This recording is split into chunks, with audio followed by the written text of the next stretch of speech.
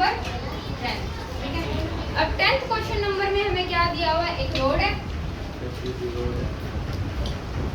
ठीक है। रोड के दोनों साइड क्या है, पोल्स है, ठीक है। एक इस साइड है और एक इस साइड है। तो ऐसे आप लोगों को समझ नहीं आएगा थोड़ा सा,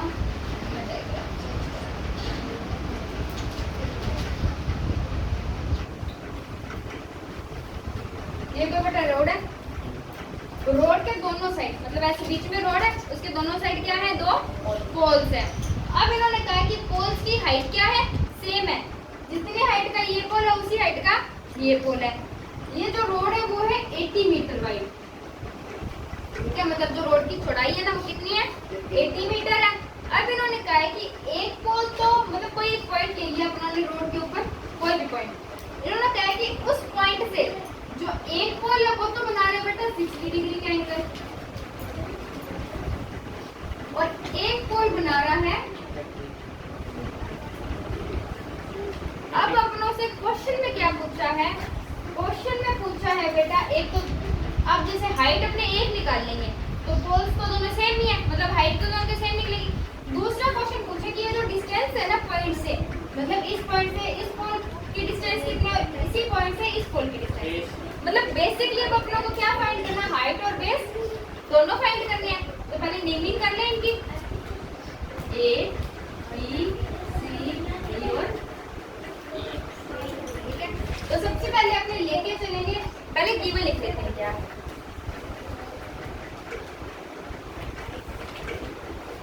गिवन में क्या दिया हुआ है। अब ये देखो दोनों एंगल ऑफ एलिवेशन ही है, नीचे से ऊपर की तरफ देख रहे हैं तो दोनों एंगल ऑफ क्या है, एलिवेशन ही है। तो मैं लिखूं angle of elevation,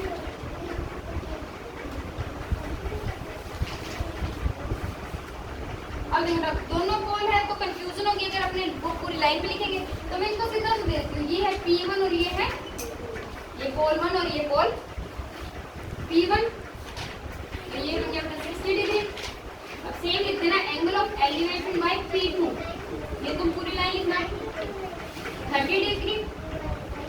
width of road, width of road कितनी दी हुई है, 80 मीटर, ठीक है। अब 2 फाइंड, नहीं बेटा एक चीज और लिखो, हाइट ऑफ P1 बराबर है बेटा हाइट ऑफ P2 के। दोबारा देखो क्या क्या दिया हुआ है, angle of elevation by P1 60 degree, angle of elevation by P2 30 degree. Width of road, जो रोड है उसकी चौड़ाई कितनी दी हुई है, 80 मीटर। और एक कंडीशन और दी हुई थी कि जो हाइट है ना दोनों पोल्स की वो सेम है, तो मैं लिख सकती हूँ हाइट ऑफ P1 बराबर है हाइट ऑफ P2 के। अब देखो बेटा 2 फाइंड किया, हाइट ऑफ पोल्स, एक तो ये फाइंड करनी है, दूसरा डिस्टेंस ऑफ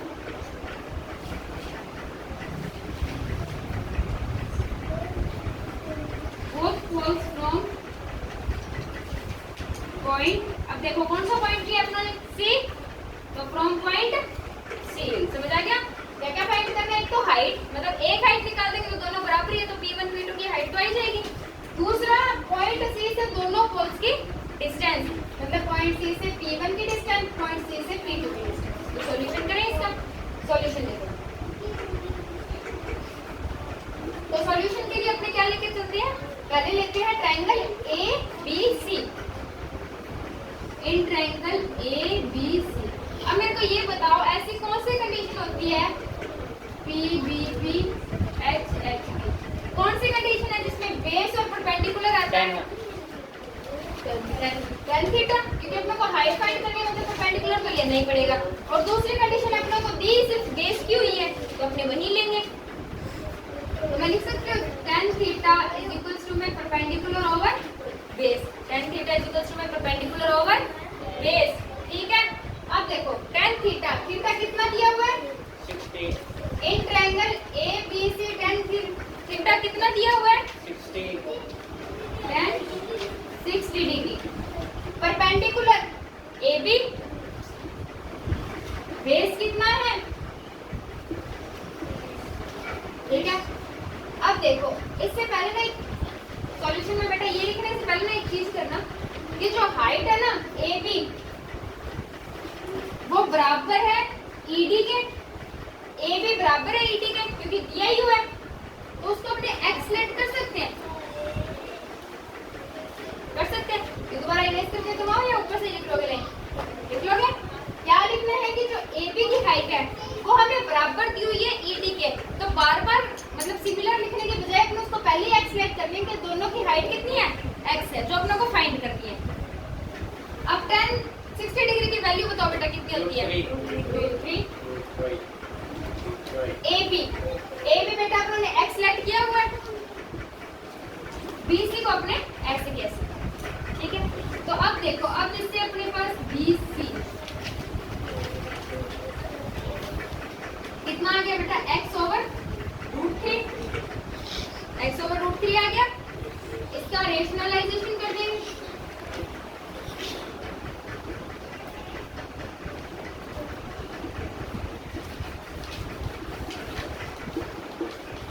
√3 BC की वैल्यू अपने पास आ जाएगी बेटा x √3 ओवर, इसको इक्वेशन स्टार मार्क करते हैं, ठीक है। आ गया इतना समझ। अपनों ने क्या किया है, ये वैल्यू निकाल के छोड़ा। अब देखो अब ये क्वेश्चन, ये जो ट्रायंगल है इसकी वैल्यू अपने यहीं तक सॉल्व कर सकते हैं और इसके आगे कुछ नहीं कर सकते, तो अपने क्या करें, इसको इक्वेशन स्टार मार्क करके अगले स्टार्ट करते हैं।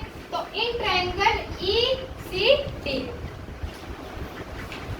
इन ट्रायंगल ECD वही लेंगे जिसमें अपना को बेस और परपेंडिकुलर लेना हो, तो कौन सा, tan थीटा। अब tan थीटा बेटा क्या होता है, परपेंडिकुलर ओवर बेस। अब इसमें थीटा कितना है अपने पास 30 डिग्री, तो लिख देंगे tan 30 डिग्री बराबर, देखो बेटा अब परपेंडिकुलर क्या है ED और बेस।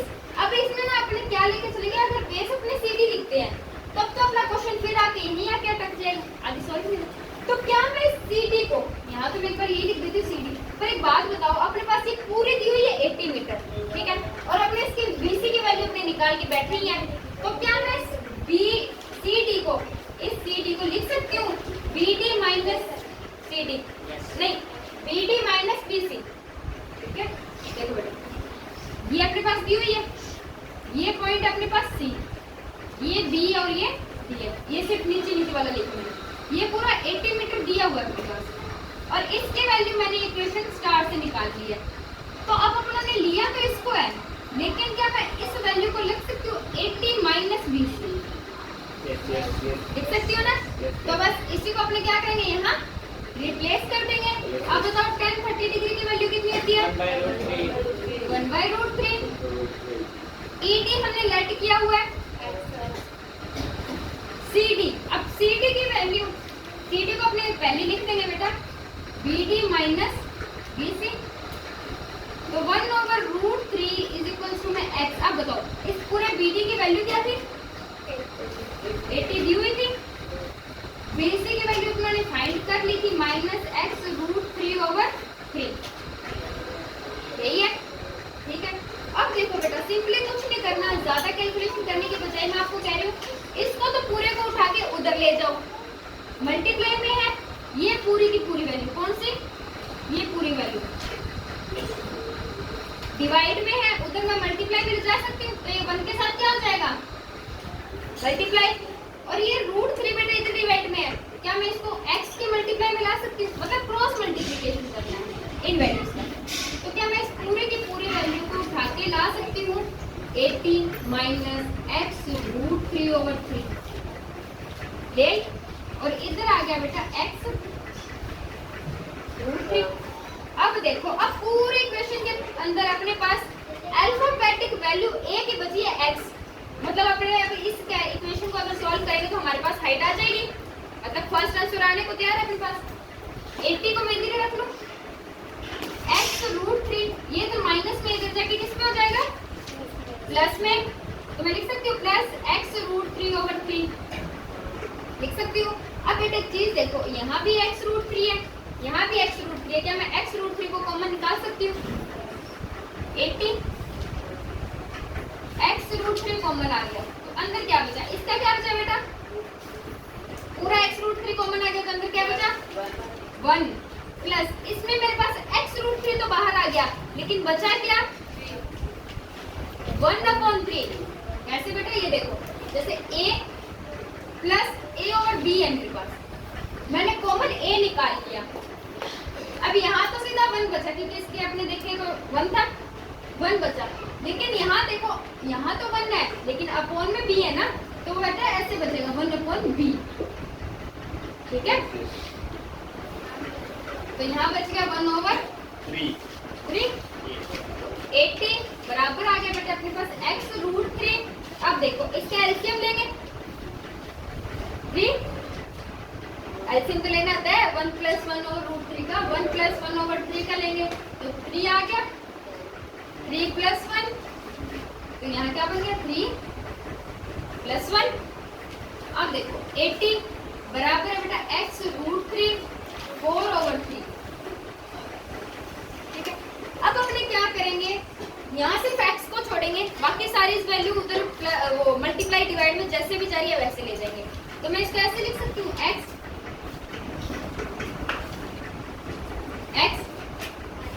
अब देखो बेटा 80, अब ये 3 डिवाइड में है, उधर जाके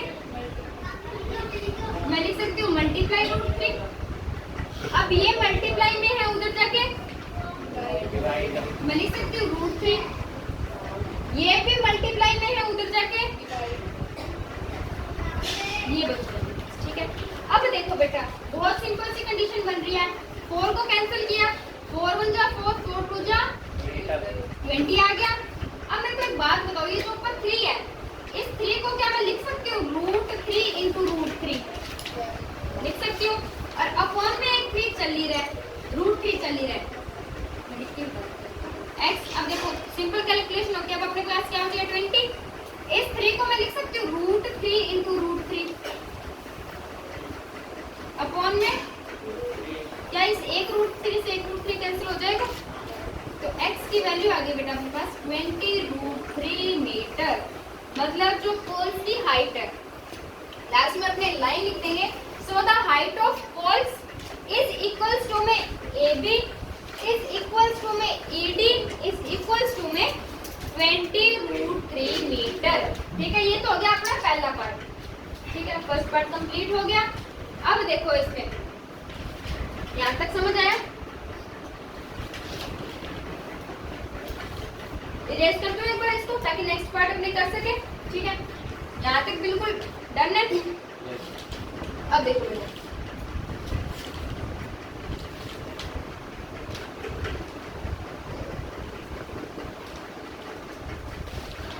इतना इरेज करते फिर इतना एक बार पड़ा है।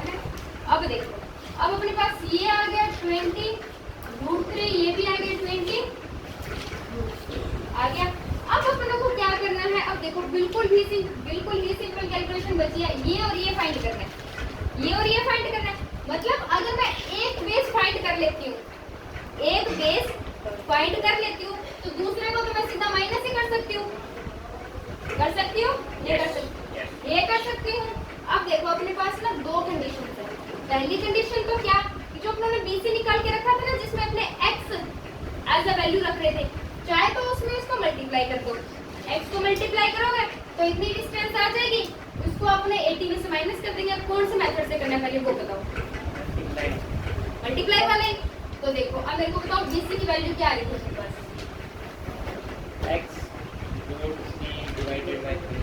x√3 divided by 3। ये वैल्यू निकल रही थी BC की वैल्यू ये निकल रही थी। अब मैं यहाँ x की वैल्यू रख दूं, x की वैल्यू क्या आ रही है 20√3 इंटू √3 है अपने पास अपॉन में 3, √3 इंटू √3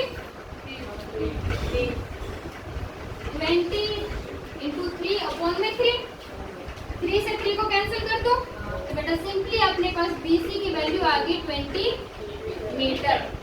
ये तो आ गई अपने इस पॉइंट की। तो अपने इसको जब लिखेंगे तो लिख देंगे So the distance of pole P1. So the distance of pole P1 from point C is 20 metre. और अब इसको फाइंड करना है, distance of pole P2 from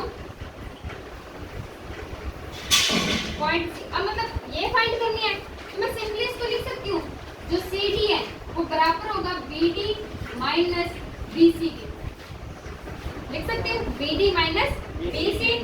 तो CD देखो बेटा, अब BD की वैल्यू हम लोग को दी हुई है 80 मीटर, BC की मैंने फाइंड कर ली 20 मीटर। तो बेटा CD की वैल्यू अपने पास कितनी आ गई 60। तो अपने इसको लिख देंगे, so the distance of pole P2 from the point C is 60 metre.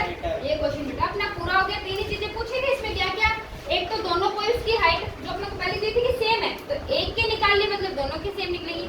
दूसरा इस पॉइंट से दोनों पोल्स की डिस्टेंस, तो अपने पास ये वैल्यू अपने पहले निकाल के छोड़ी थी इक्वेशन स्टार में, उसमें से x का मल्टीप्लाई किया, इतनी डिस्टेंस आ गई। और इसको फाइंड करने के लिए बेटा आपने इसमें से इसको माइनस किया तो ये आ गई।